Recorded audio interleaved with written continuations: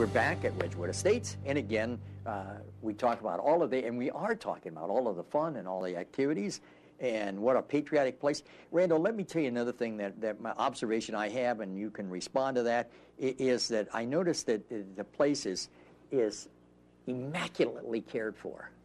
Help me about that. Talk to me about that. Well, it's a large staff and a lot of people staying busy.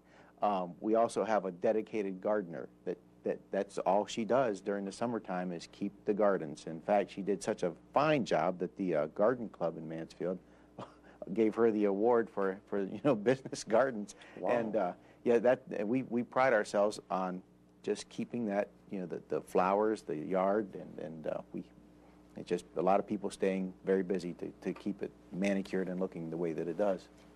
Yeah, our housekeeper, our housekeeping supervisor has been with Wedgewood since Wedgewood opened, and she keeps things immaculate. That's extraordinary. She's very cautious, very detail-oriented, and we consider that a blessing.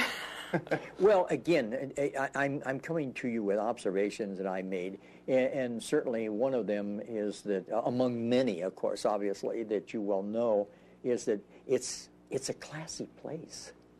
When I walk into the manor home, it's kind of country clubbish type.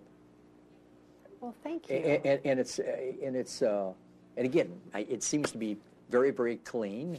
And we were just talking about this morning, and we make it we have a Bible study every Thursday. Okay. And one of our prayers is that when people walk into Wedgewood, that they just feel an overwhelming love. A love of the Lord, and we are family, and we have freedoms that maybe other businesses don't have, but we really rely on the Lord to help us. Yeah, and that's wonderful. Really, in every aspect of this. How did your father get started in all of this business? Well, my father originally lived in Mount Gilead in Morrow County, and he watched his mother, my grandmother, really. Her health deteriorate in trying to take care of my grandfather, whose health had deteriorated, and because there was really no place to take care of the elderly, and he got a vision. He was just a visionary. He was a school teacher. We lived in Canton, Ohio. My mother was a school teacher, and they just put their faith to work, and I tell you, the Lord just really opened a way so that they could build Woodside Village, the first nursing facility in Mount Gilead, I believe it was in 1978. And from then, he, 5 years later, built Lexington Court nursing facility, skilled nursing facility in Lexington, Ohio. And I was living in Texas and doing, I was an accountant living in Houston, and Lori was, I didn't know Lori then, but it was about 1992, 1993, I moved up to assist my father in managing the two nursing homes, and we decided, let's build an assisted care facility. And as you know, on Trimble Road, those were just soccer fields. And yes. I remember walking out on those soccer fields, and we just said, this would be a good place to put it. And we just... Excellent location. Superb. No question about it. It's wonderful. The doctors and the supportive services all around there, kidneys and services, and surrounded. It just worked. And Lori, I've remarked to the audience here that obviously you have a background in communications, radio. Mm-hmm. And how did you get involved in all of this? Again, my mother, who's a praying mother. I was at because I had been in radio for quite a long time, 10 years at least, and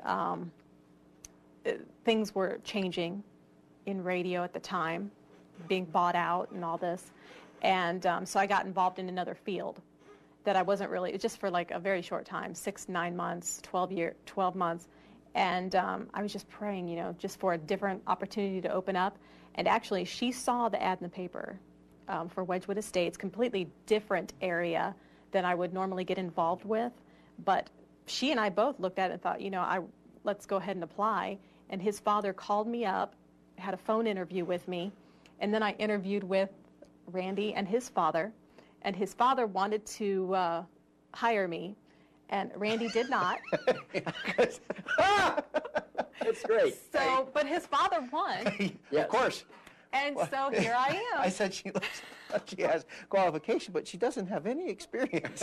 I don't know about this, but it worked out very well. All my experience was in radio. Sure. And so, but that's history, and so that's how it happened. Okay, now basically you're the one that is responsible, and I say that flatteringly. How do I say that?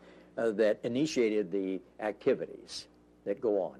Now, I mean, I realize that other people have been part of this. Yes, and we've had so many good people along the way with different, but yeah, and if it weren't for the other people that work with us, we could never do these events. But yes, I enjoy it. I really love working the whole idea out, getting it promoted, just the whole idea, and I love coming up with new ideas of how to promote it, because there's always a new idea of how to promote this. I'm old, and again, I say that from the standpoint that I can remember even my mother going to a nursing home where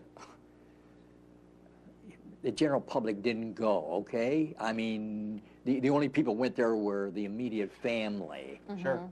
And I mean, these were old people, and you stayed away from them. Or, you know, it's like the kids. You stay away from the kids, you stay away from the old people. And I mean, actually, you've created a whole new vision, a whole new concept in bringing in people in the public where you walk in and it's clean, it's beautiful, and you're comfortable. I mean, my goodness gracious, and you're having fun at the same time, which is kind of, incredible. And you're exactly right. Because of that connotation of a nursing home, no one really wants to go to a nursing home, just like you said. No. And we feel it's our job to keep people as healthy and in a place where they can be assisted, so they don't have to go to one. You know, because we don't consider that a nursing home. It's assistance, and we really believe with the staff and with our care involved, we can keep people from going to a nursing home. Well, and if you have a little assistance, you can become more independent. I don't know if that makes any sense, but if there are a few things that you are having problems with, and you get if you seek a little help and have people to help you, you can really be more independent. And people that are in assisted living, a lot of those people have cars, you know, and they're still able to come and go as they please. This is their home. Yeah. This is not, you know, the home. Yeah. This is their home. Yeah. You know, and they can bring in guests. And we've had people come in and have their card games, you know, and their card games. We just had his grandmother who lives at Wedgewood, our grandmother. She just celebrated her 90th birthday. Whoa.